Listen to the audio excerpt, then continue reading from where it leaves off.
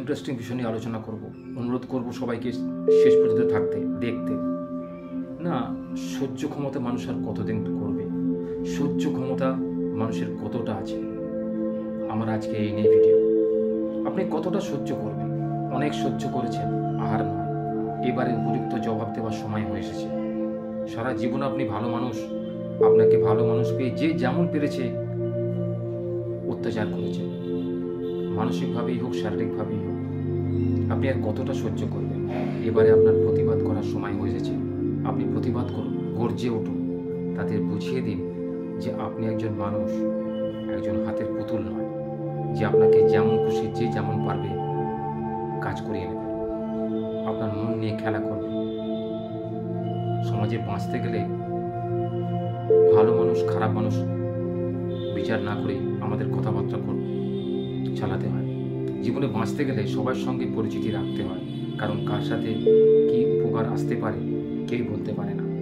এই ভালো মানুষ মন মানুষ বিচার না করতে করতে আপনি একটা সাধারণ মানুষ হয়ে গেছেন।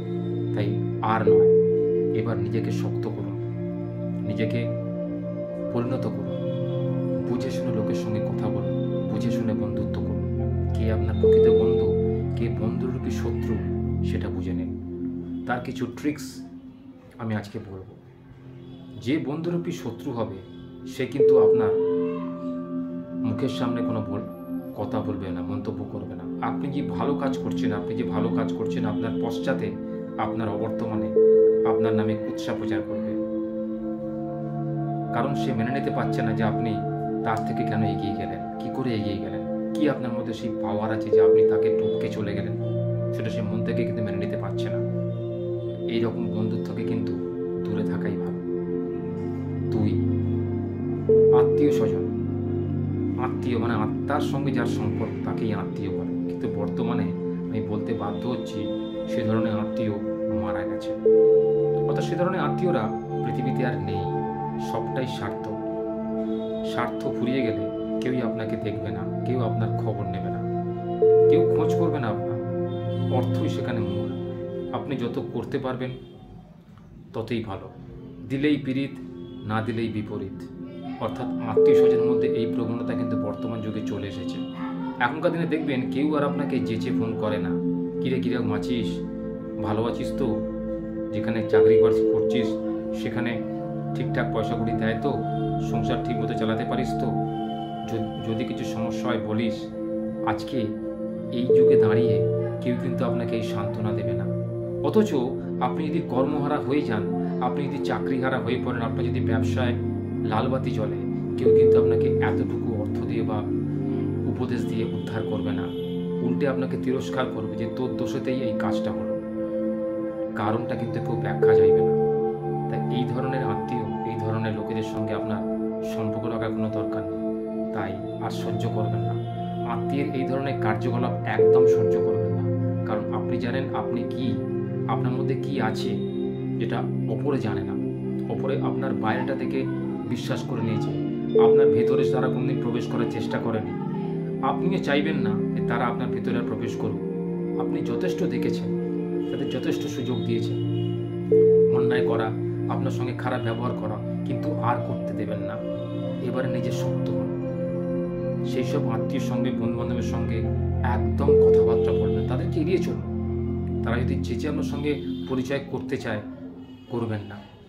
তাদেরকে বুঝিয়ে দিন যে আপনার মধ্যে আত্মসম্মান বোধ আছে, আপনার মনও কাঁদে, আপনি একজন মানুষ, তারাও মানুষ।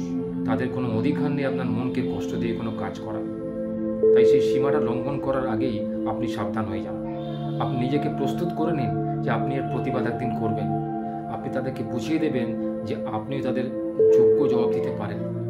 তাই এরকম আত্মীয় স্বজনকে দেখলে কখনোই নিজের বড়াই করবেন না, বা নিজে কি করছেন না করছেন একদম তাদেরকে জানাবেন না।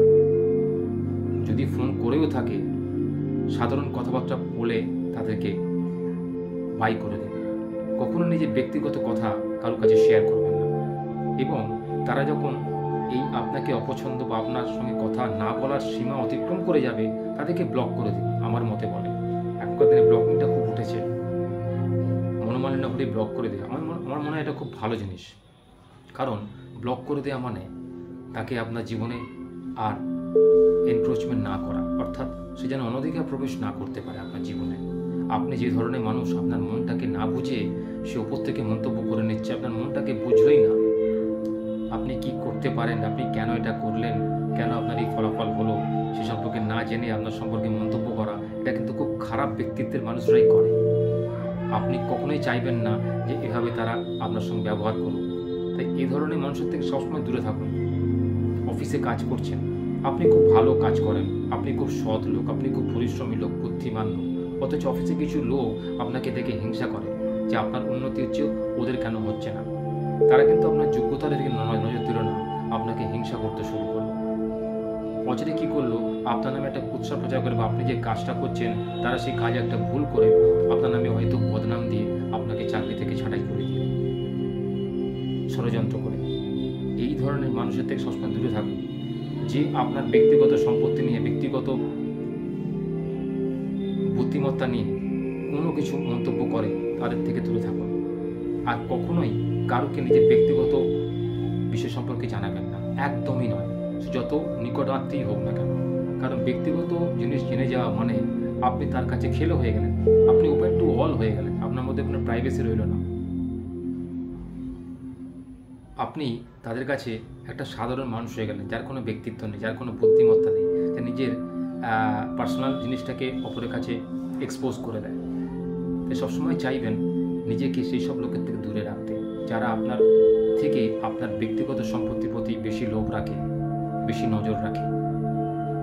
নিজেকে প্রস্তুত করুন, নিজেকে সবসময় ফ্রি রাখুন এবং সবসময় চিন্তা করুন যে কী করে আপনি নিজেকে প্রস্তুত করবেন, আপনি নিজেকে তৈরি করবেন তাদের যোগ্য জবাব দেওয়ার জন্য, এবং তাদের এই সহ্যের সীমাটাকে অতিক্রম করে যান। প্রত্যেক মানুষের সহ্যের সীমা আছে, সে সীমাকে অতিক্রম করে গেলে কিন্তু মানুষ বাস্ট করে, আর সে সহ্য করতে পারে না, কারণ তার হৃদয়, তার মন কিন্তু সেটা গ্রহণ করতে পারে না। তখন সে প্রতিবাদ করে যে গর্জে ওঠে। তো আজ এই গর্জে ওঠার সময় এসে গেছে, আপনি গর্জে উঠুন, আপনার প্রতিবাদ করার সময় এসে গেছে। নিজেকে প্রস্তুত করুন তাদের বিরুদ্ধে, দেখবেন তারা পিছু হটতে বাধ্য হবে, আপনাকে তারা সম্মান দিতে বাধ্য হবে, আপনার সঙ্গে তারা বাজে তর্ক করবে না, আপনাকে একজন বুদ্ধিমান মানুষ বলে তারা ভাববে। আপনার মধ্যে যে বুদ্ধি আছে, আপনি যে আত্মসম্মানী লোক, আপনি যে ভালো মন্দের বিচার শক্তি করতে পারেন, জাজ করতে পারেন, সেটা তারা বুঝে যাবে অচিরে। তাই আমার মন্তব্য, এইরকমভাবে কখনোই কোনো মানুষকে প্রশ্রয় দেবেন না যে আপনাকে অনধিকারভাবে আপনার অপমান করে যাচ্ছে, দিনের পর দিন আপনি সহ্য করে যাচ্ছেন। আপনি ভালো মানুষ, আপনি খুব সহিষ্ণু, কষ্ট সহিষ্ণু মানুষ, আপনি সহ্য করে যাচ্ছেন, কিন্তু তার একটা সীমা রয়েছে। এই সীমাটাকে লঙ্ঘন করে দিন, তাকে বুঝিয়ে দিন যে না, তুমি একদম আমার সঙ্গে এভাবে কথা বলবে না। দেখবেন তারা কিন্তু সজাগ হয়ে যাবে, অ্যালার্ট হয়ে যাবে, আপনার থেকে তারা দূরে চলে যেতে চাইবে, যে আপনাকে সহজেই ভাঙা যায় না। তাই আমার আজকে ভিডিওর মাধ্যমে যদি আপনার কিছু উপকার থেকে থাকে, পেয়ে থাকেন, অবশ্যই একটু লাইক করে দেবেন আর আপনার বন্ধুদের সঙ্গে শেয়ার করবেন। আর আপনারা আর কোন টপিক্সের উপরে এই ধরনের ভিডিও চান